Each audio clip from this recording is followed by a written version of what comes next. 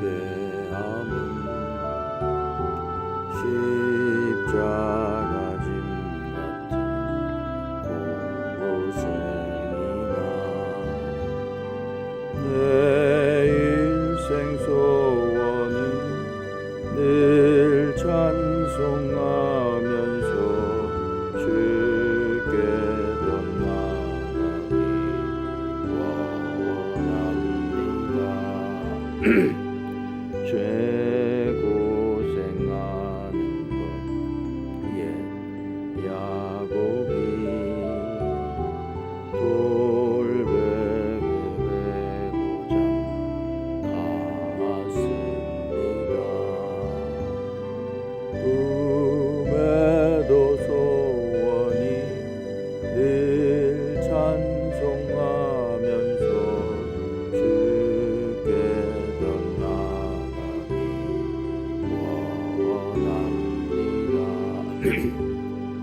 전성에 가는 길 험하여도 생명길 대나니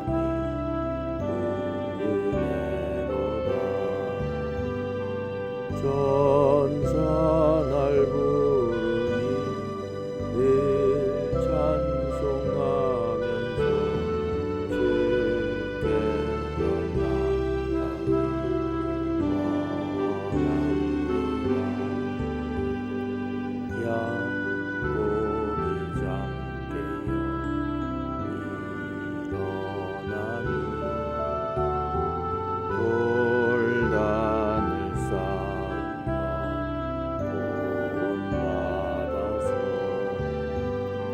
숨질 때 되도록 늘 찬송하면서 주께 더 나아가기 원합니다.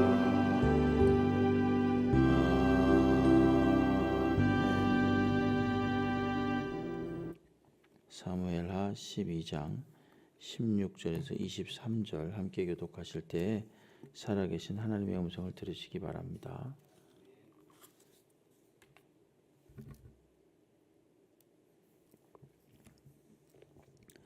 우리아의 아내가 다윗에게 낳은 아이를 여호와께서 치심에 심히 앓는지라.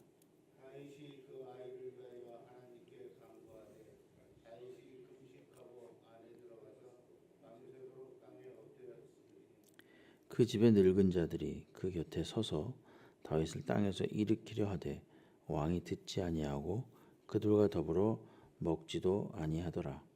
1년 만에 그 아이가 죽으니라.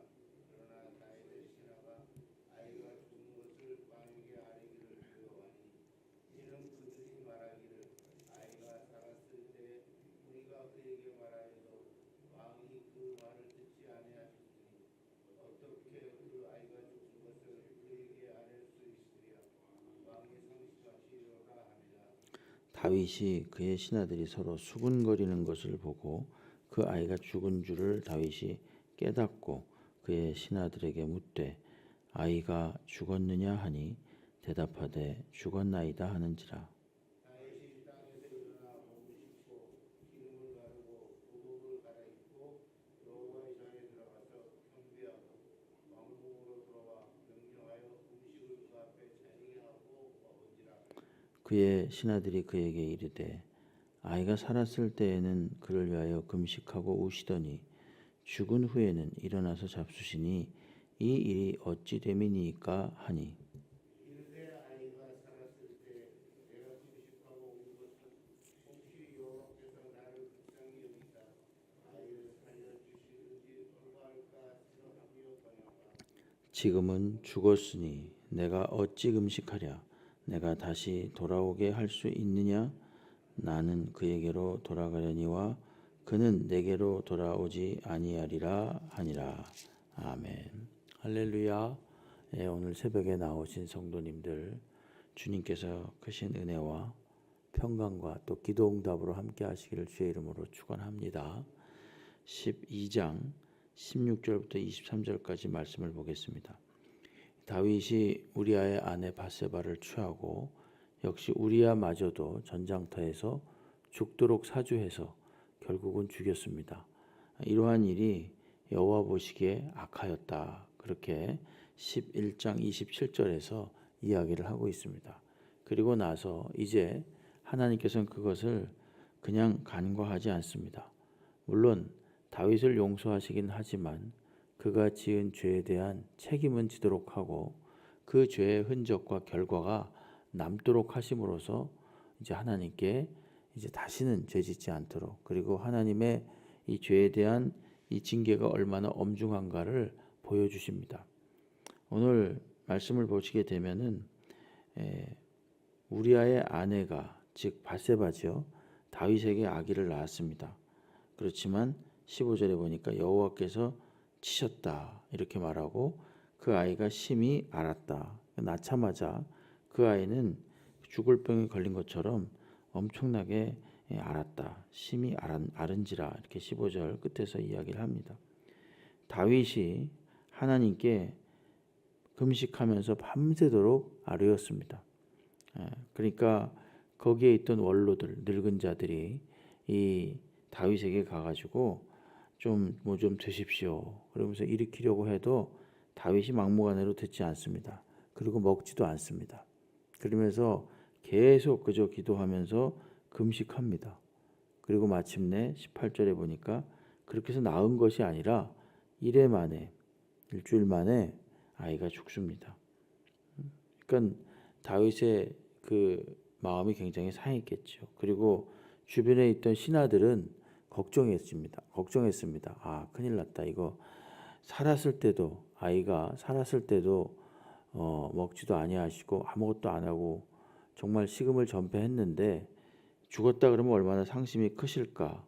그러면서 18절에 보니까 이제 그렇게 이제 수군수군합니다. 그래서 다윗이 이제 그들이 수군거리는 소리를 듣고 압니다. 아, 아이가 죽었구나. 그러면서 아이가 죽었느냐? 그러니까 정말로 죽었다고 이야기를 합니다. 근데 신하들이 생각했던 것과는 전혀 뜻밖의 행동을 다윗이 하는데 그것은 뭐냐 하면 이제 그때 깨끗하게 몸을 씻고 머리에 기름을 바르고 그리고 옷을 정제하고 하나님께 경배하고 여호와의 전에 들어가서 그리고 나서 음식을 먹었다는 거죠. 아, 이제 하나님이 데려가셨구나 하는 생각을 한 겁니다. 아주 깨끗이 순복하는 거죠. 하나님 앞에. 그리고 나서 그것을 의아하게 여기던 신하들이 묻습니다.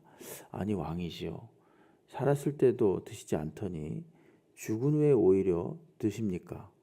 살았을 때는 그렇게 상심이 크시고 그렇게 밤새 기도하시더니 죽은 후에는 어찌함이니까? 그렇게 말하니까 다윗이 덤덤하게 이야기합니다. 내가 왜 기도했는지 아느냐? 이 말씀이 중요합니다. 22절 잘 보시면 아이가 살았을 때 내가 금식하고 운 것은 이 혹시라는 말 제가 전에도 말씀드린 바 있는 것 같은데 혹시 여호와께서 나를 불쌍히 여기사 아이를 살려주실는지 누가 알까 생각함이거니와 이렇게 말합니다. 그러니까 다윗은 하나님이 어떤 분이신지에 대해서 알고 있었던 거예요. 하나님이 마치 다윗에게는 부모님 같았던 겁니다. 여러분, 부모님에게 자식이 말도 안 되는 요구를 하거나 말도 안 되는 짓을 하고 나서 그것을 용서해 달라고 합니다. 그럼 부모님은 어처구니 없지만 들어주고 용서해주고 눈 감아줍니다.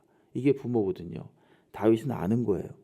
아, 하나님께서 혹시 내가 정말 죽을 죄를 지었지만 내가 정말 사람들이 보기에는 그야말로 악한 자이지만 그러나 혹시 하나님이 나를 불쌍히 여겨주셔서 아기를 살려줄지 누가 아랴 이렇게 생각을 한 겁니다.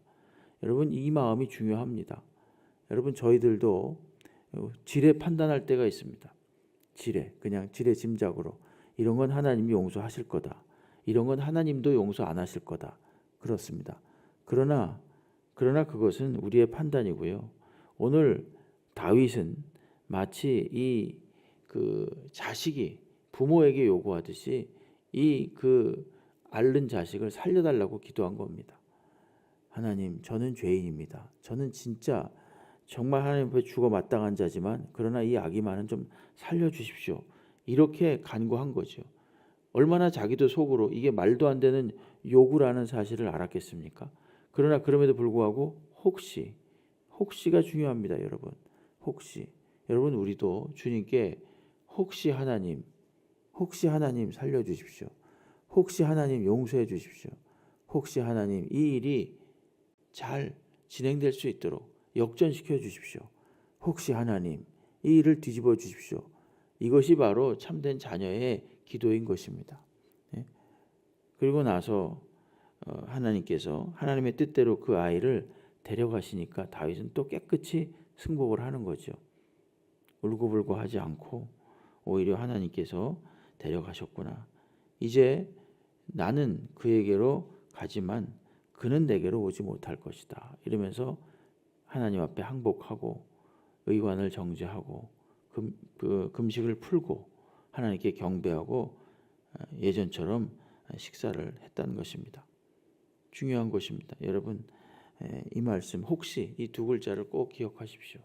하나님은 언제든지 무엇이든지 하실 수 있는 분이고 가만히 우리들의 기도를 잘 생각해 보십시오. 여러분 말도 안 되는 기도가 얼마나 많습니까? 솔직하게 말하면 나의 기도를 한번 돌이켜 보십시오.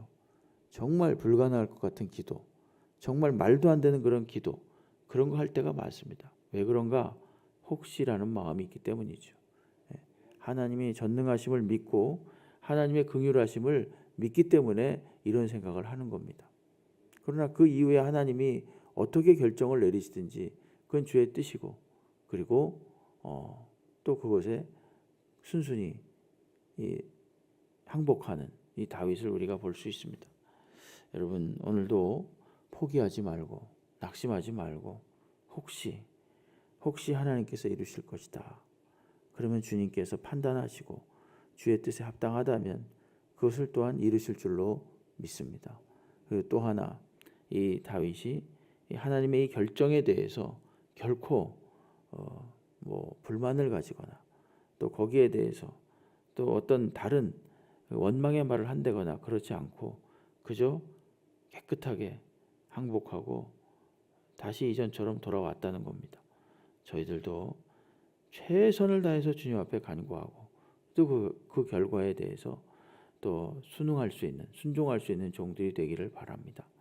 하나님께 우리는 맡깁니다. 이런 말 잘합니다. 하나님께 맡깁니다. 어떻게 될까요? 하나님 뜻대로 하겠지요. 하나님께 맡깁니다. 이런 말 합니다. 그러나 하나님께 맡긴다는 것은 내 뜻대로 되어질 수 있도록 맡기는 것이 아니라 그저 어떤 결과를 내시든지 그것마저도 다 맡기는 겁니다. 하나님께 맡긴다는 의미 속에는 그런 것도 다 포함된 겁니다. 그래서 오늘 우리가 이 다윗의 기도의 자세를 배우고 기도 후에 그 결과에 대한 순종도 배우고 그리고 하나님의 뜻에 또 순종할 수 있는 저희들이 다 되기를 주의 이름으로 축원합니다.